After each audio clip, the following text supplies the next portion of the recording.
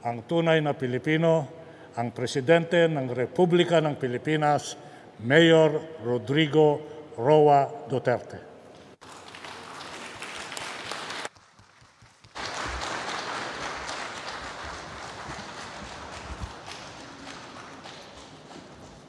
Kindly sit down. Thank you.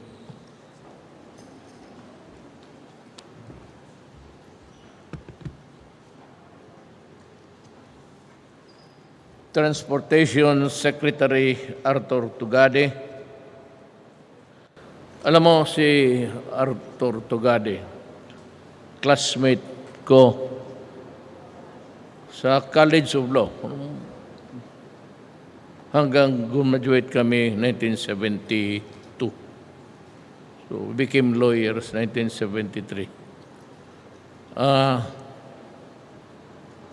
Si Arthur was really a shining star sa aming eskwelahan. Ngayon, nasa gobyerno na siya, talagang marunong, mahusay. Kaya naman, kinuha ko siya ng Transportation Secretary. Alam mo, ang unang hindi pumayag ng away yung asawa niya. Arthur Tugade at that time was already a billionaire. Bilyonaryo to. Marunong sa negosyo. He is in the shipping and construction business. Maraming building siya near the Naya Airport. Yung mga malalaking building dyan. Pero dito, nung sa gobyerno, hindi ako nagtaka. Talagang binuhos niya ang dibdib niya sa trabaho. Anak ko naman, I never really doubted his sincerity and his capacity to do what he really wanted to do for government. Kaya nung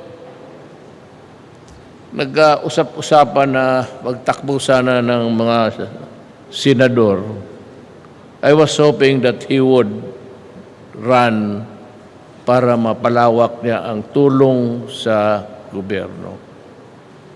Hindi siya pumayag, ang asawa ayaw. At well, we have the same problem, ang pamilya talaga namin. Kita mo naman yung mga picture namin dyan. Puro kami nakatabi. Look at our pictures. It's bone-weary. Talagang pagod na at matanda na. I don't know what he would do, but I feel he would continue doing what he has done for government. Sayang yung kung mag-alis siya, mag-alis man kaming lahat, makita mo naman yung airport. Ang Davao hindi nakalahati. Doon sa Bicol, meron silang, kasi ang ganda rin, pero mas maganda to, mas malaki. Pero contactless, tapos lahat-lahat na. Di lahat ng kinakailangan ng modern airport. So, nang hinaya nga ako, ayan tumakbo ng senador, sana mapatuloy niya yung trabaho sa gobyerno at ayaw naman niyang... I know that sabi niya he wanted to retire, but I'm sure a man with his fervor and talent, he would continue until maybe kung ilibing na siya.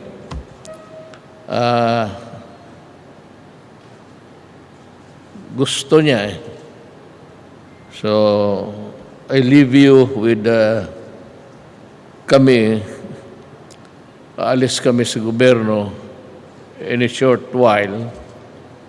But ako, pati siya, we are very happy that we were talking dito sa na may naiwan kami para sa tao.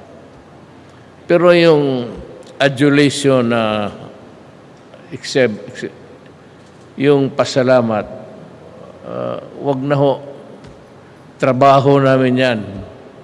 Hindi na kailangan yung... I know that people feel that there is really parang the element of yung pasalamat. Hindi naman kailangan yan kasi hindi naman pera ng gobyerno. Hindi naman kami ang nagpagod. Ang nagpagod yung gumawa nito mga trabahante. So, para sa akin, sila yung dapat pasalamatan natin. Kami, we are passing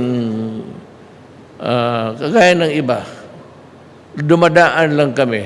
And in a few months, I said, we will be out. Probably, I don't know, but baka mag-retire si Tugade. So with me, there are just things which I have to do before retiring, but not really staying for something na it's no longer our time. Ang buhay is always a time for everything. A time to be great, a time to be small, a time to be a shining star, but a time to fade. And just maghanap ko na lang ng kanto kung saan kakasya. Ganon ang tingin namin sa buhay namin. Panahon-panahon ang mundo. Hindi na namin panahon. Pero sabi ko nga, may maiwan kami. It's not really na there will be a excess of admiration or pasalamat. Hindi na kailangan yan. Trabaho namin yan. At saka maligaya kami na magtingin na may naiwan kami sa lugar ninyo. And we do not really care if we are remembered or not. That's something irrelevant. Kasi, as I've said, trabaho namin yan. And we are just doing what we are supposed to do. So, the next is Labor and Employment Secretary Silvestre Bello. He's here. Kandi, tumindig ka muna bot para makilala ka. Tanggalin mo na yung maskara mo. At tara rin. Yan, palaging naghahanap ng magandang babae. So, he cannot survive without yung ano niya, predilection. Bebot and I, ikwento ko na lang rin. Total, kumain naman siguro kayo ng almusal. Baka mag-abot tayo dito ng alas 4. Okay lang. Kami ni Bebot, kasama kami sa dormitoryo. Yung puro Ilocano, karamihan ng cabinet members ko, puro Ilocano. Yung kwarto niya sa dormitoryo, ang kasama niya si Dulay. Hindi kami anak ng mga mayaman, hindi kami taga Maynila. Pumunta kami lang doon para mag-aral. Di sa dormitoryo, si Dulay sa BIR, pati siya. Dulay is from Baguio, Bebot is from Isabela. Ang sabi nga nila, ayaw ko ng Ilocano. Ngayon, tatlong Bisaya na lang kami naiwan dyan sa kabinete. Puro Ilocano na. So, because there is maybe a tingin ko na mas marunong at maasahan natin. And even the cabinet, actually. there are so many cabinet retired military men. Hindi ako nagpapalakas sa military. I don't need it. I was elected by the people, not by the police or military. But yung tao na kinuha ko, itong mga military, maasahan mo. Pag sinabi mo, ito, gawin mo, tapos ganito yan lang yung panahon, gagawin yan. For example, si Mato, yung dolomite niya. Tinanong ko lang siya, sabi ko, kasi kaibigan ko rin. Dumaan dito sa Davao yan lahat. Sabi ko, kaya mo ba? Sabi niya, kaya. Ganun ang sagot. Hindi magsagot ang military, magsagot ng subukan ko. Sabihin talaga niya, kaya. O pinilit niya. There are criticisms about the use of the dolomite and seems to be to some people an artificial. But alam mo, ang tao ngayon maligaya. And they are enjoying what si Mato did. He cleaned up yung I don't know what's the name of that, but yung area dyan at the back of wala namang pangalan yan eh. Pero ngayon, artificial nga. But it has made people happy. And they are there congregating. At maligaya naman kaming tumitingin. Yan ang mga bagay na, alam mo, ang anak kong babae may sentimento yan. Alam mo, gusto niya ang airport niya. Kasi mayor siya eh. Gusto niya ang Davao. But during the first cabinet meeting, I was very emphatic. Nasabi ko, unahin na ninyo yung ibang lugar, iiwan ninyo yung Davao. Because it would not look good kung pagandahin mo ang Davao tapos iiwan mo yung iba, mauna tayo. And even when I was mayor, if you go to Huna subdivision, puro simento yan. But yung aming ginagamit harap sa bahay ng nanay ko is a dirt road.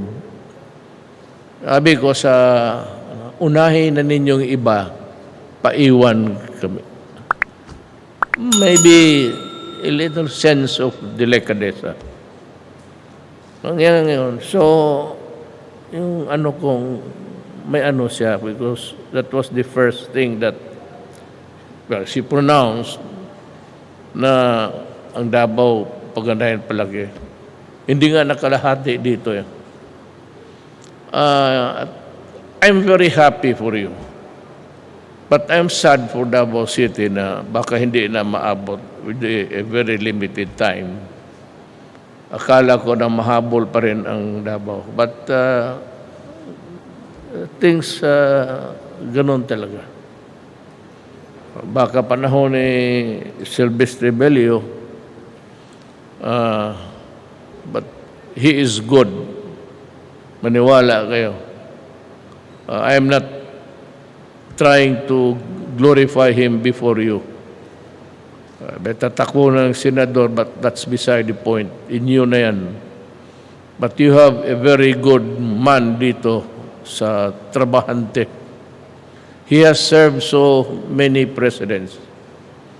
And I can assure you that hindi ako nagagampal niya. Basta mahusay. Mahusay ito at bahala kayo. It's your kung anong gusto ninyo. Then you have Senator Bongo. My aide for about 20 years.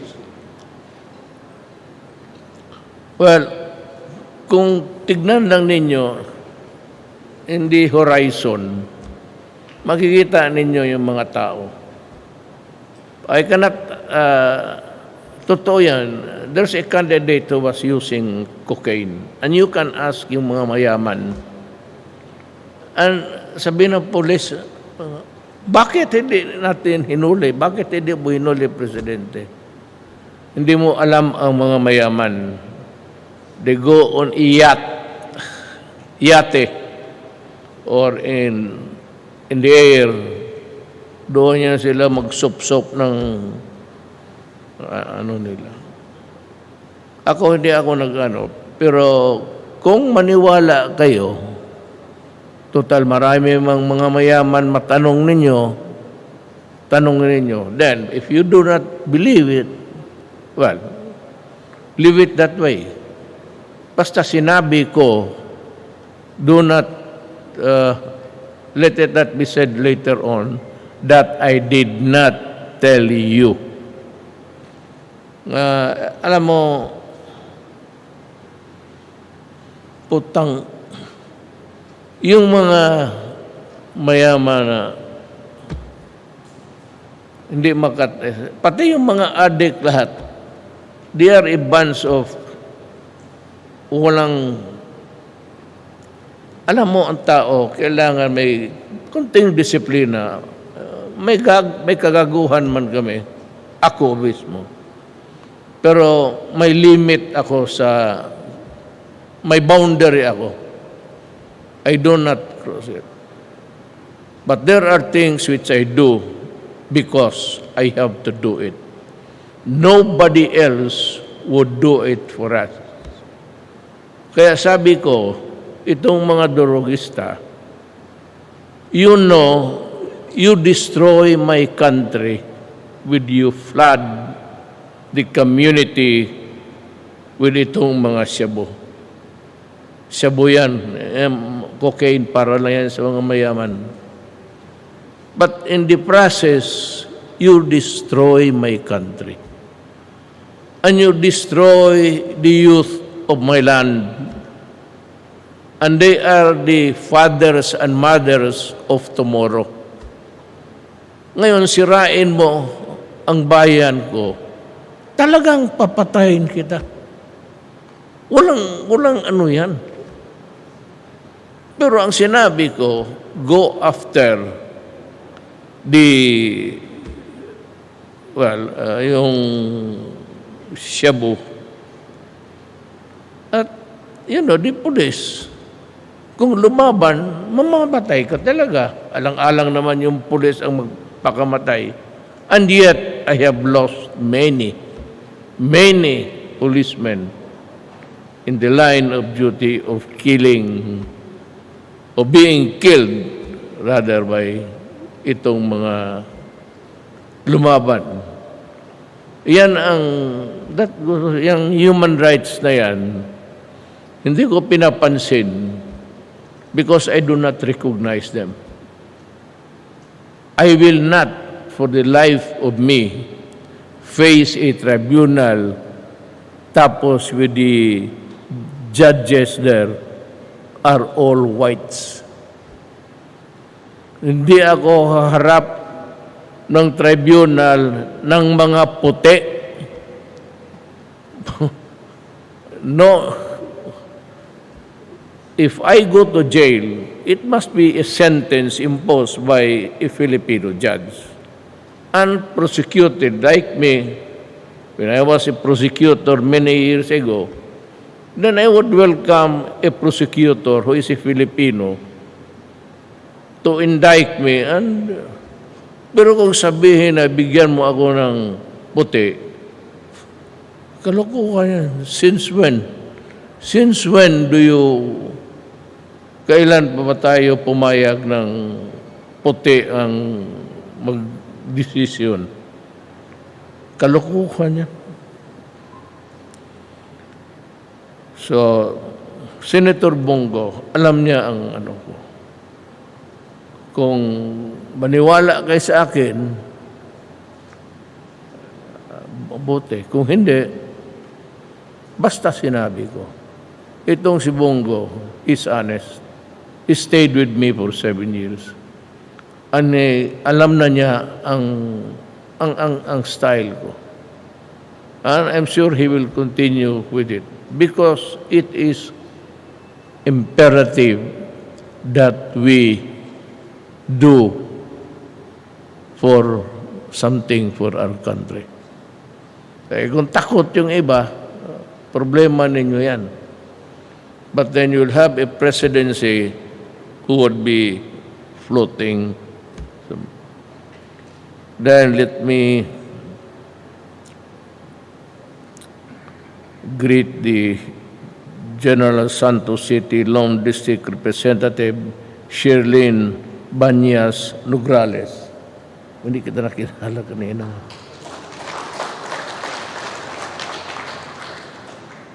And we have the Deputy Speaker and South Cotabato 2nd District Representative Ferdinand Hernandez. Sir, kanina pa kita tignan, tinuturo nila ganun. Pero alam mo, matanda na tayo. Pag magturo sila ng tao, tinitignan ko na lang yung damit. The eyesight is no longer good at malayo. So, kanina tinuro na nila. Maguindanao Governor by Mariam Mangudadato. Ma'am, I think I had the pleasure of meeting you several times. I wish you good luck. General Santos, Mayor Ronel Chua Rivera, nadaanan ko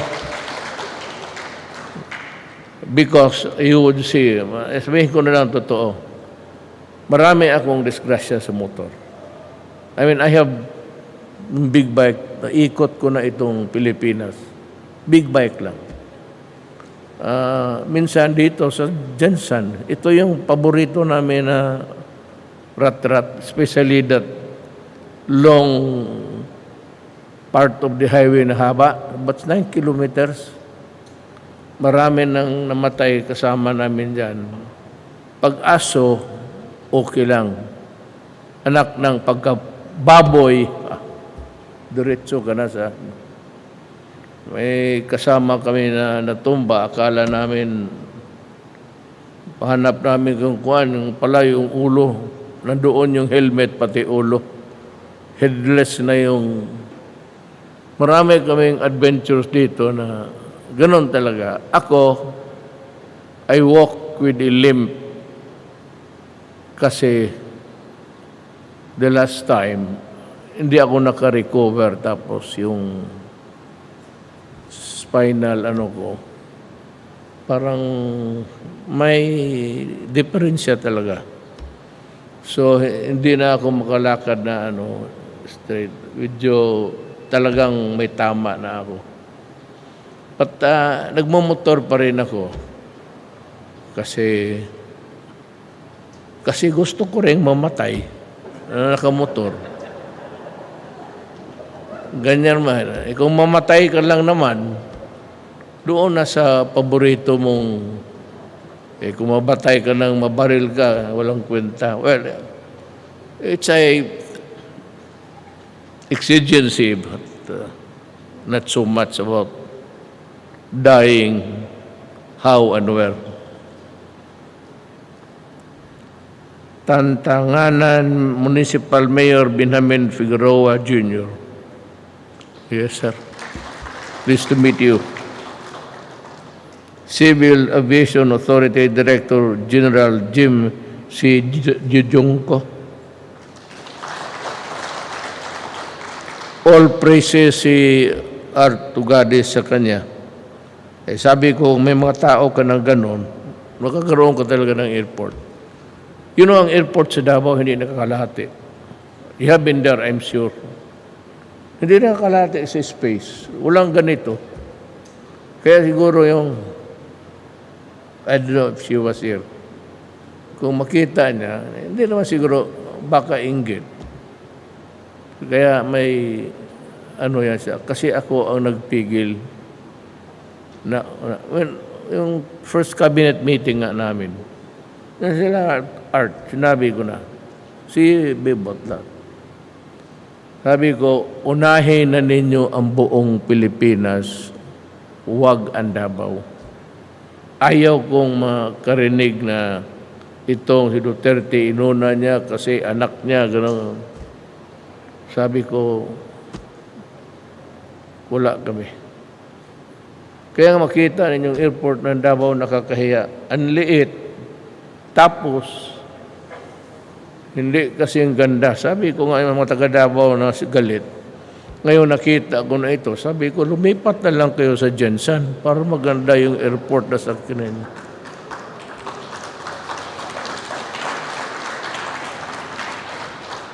I'm proud. I'm proud with you. Kasali ako. May airport kayo na ganito. And I said, these are the things that iwanan namin sa inyo kasi paalis na kami. There is no telling whether we will be with government. Retirable talaga kami. But dito muna tayo sa Civil Aviation Authority Director General Jim Sindyongko. Ikaw siya. Philippine Ports Authority General Manager J. Santiago. Pati pantalan ninyo, pakaganda. Napunta ba kayo ng pantalan ng Davao? Jesus Mariusep. Hindi na kalahati. Pantalan pati airport. Kaya maybe I could understand the hurt na bakit kami na sana na sa gobyerno yung amin hindi nagawa. It's because we have to observe a certain, maybe it's called hesitancy or just plain delicadeza. Unahin na ninyo yung total sa awa ng Diyos. Baka ang sunod na presidente, gawin niya yung amin. Nandyan mo yung si Inday. So, good luck to them.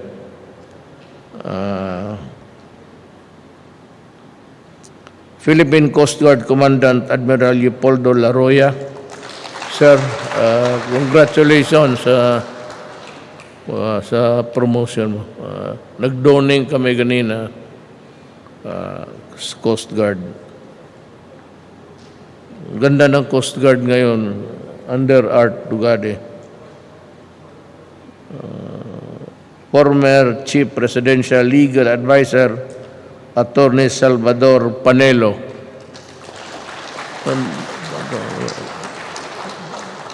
Tanggalin mo naman yung ano mo. Huwag kang matakot ng ano. Sabay tayo para makita ka ng tao. Ang problema niyan, you know, Sal, hindi ako nakakampanya. I'm not saying that vote for this. Ito sila, sinabi ko lang kasi kasama ko.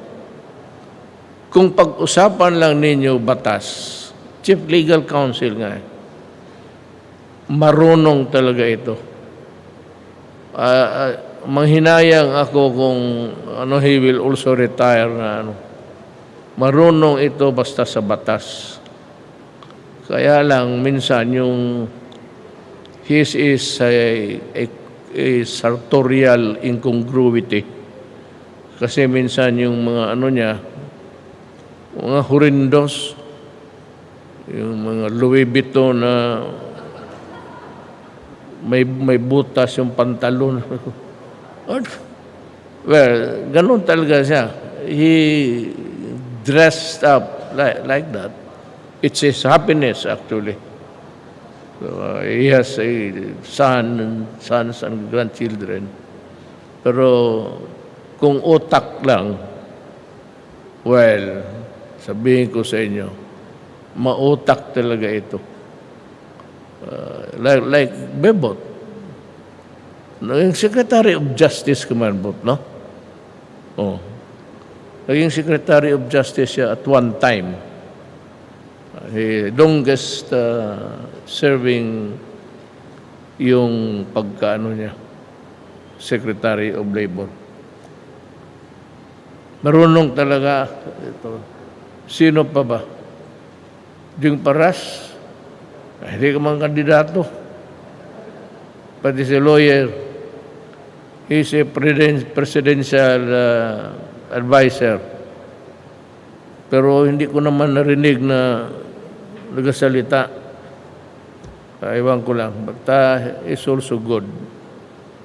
Mga taga-UP ito, itong Sal Panelo, pati si kami, wala kami sa ano. Ang nagdala lang sa eskwelahan namin yung wala yung baka ma-insulto ka, wala yung amin pitsuge na eskwelahan. Pero nag-graduate kami doon at mahusay naman ang takbo ng aming, actually we were classmates sa San Beda College. So yung kwarto namin, Bebot, Belio was Ateneo, Dulay Ateneo. Ang kasama ko dito sa kwarto ko si Yasay. The one that would tell you, when he was talking, never told us that he was not eligible because he was an American citizen. I never told you, ganun magsalita yun. I'm sorry that I forgot to tell you that let's say, yung Tagalog mo, yun ang English mo. Ako the way I pronounce and everything, there's a tinge of it being Visayan. But of course, the cadence of my mouth follows the Visayan dialect. And I'm not abandoning it or changing it because I should be a Visayan all throughout my life. So, sino pa ang nandito na mag-greet ko? Yun sanang si yung girl doon, kung sino yung pangalan niya, Bot, tanungin mo.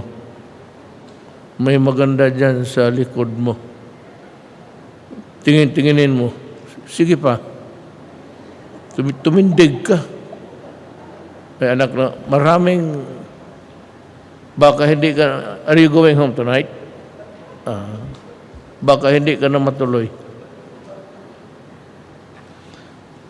Ngayon, tapos na ako sa daldal ng sarili ko.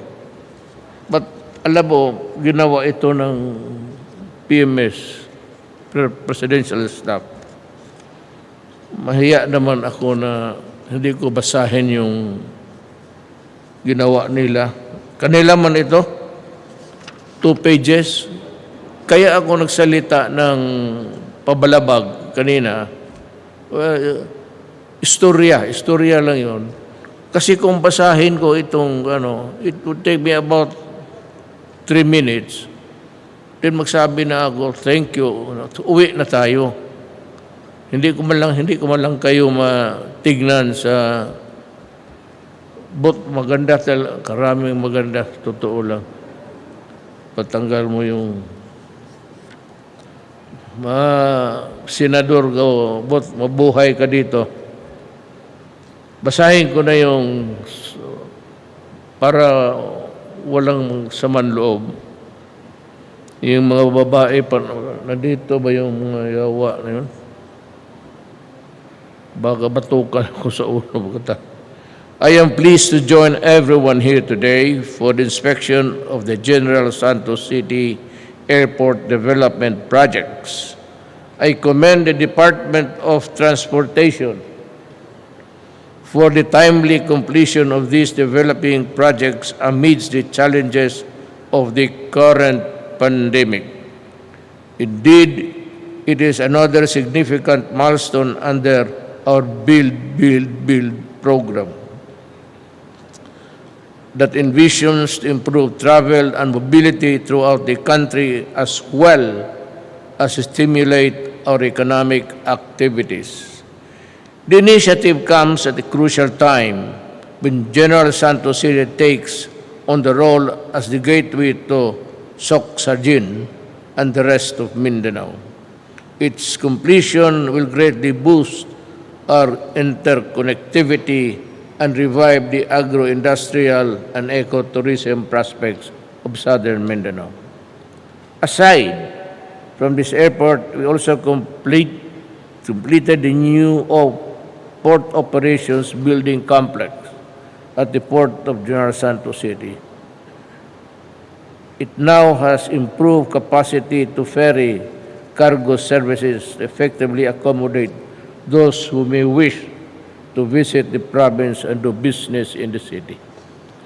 I look forward to the results of the improvements of the city's airport and work that would spur economic growth and bolster transportation and economic activities. These infrastructure projects will surely play a key role not only for the economy of Mindanao but also for the rest of the country. I am hopeful that the upgraded airport will generate more job opportunities with establishment of business establishments in the airport's passenger terminal. I am excited to see the outcome of the world-class airport in revitalizing the economy in the region to the improved accessibility and mobility of goods and people. On this note, I affirm my administration's commitment to deliver and accomplish long-lasting development projects that will improve a wide array of growth opportunities for the benefit of our people and even beyond my term.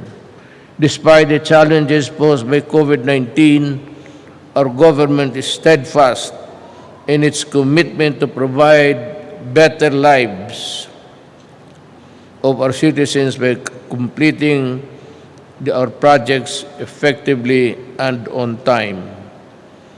Let me continue to work in solidarity as we also continue to overcome our present challenges and build a better nation for generations of Filipinos. Daghang salamat sa inyong tanan. Yun lang pala. So, daghang salamat. We need to say thank you for your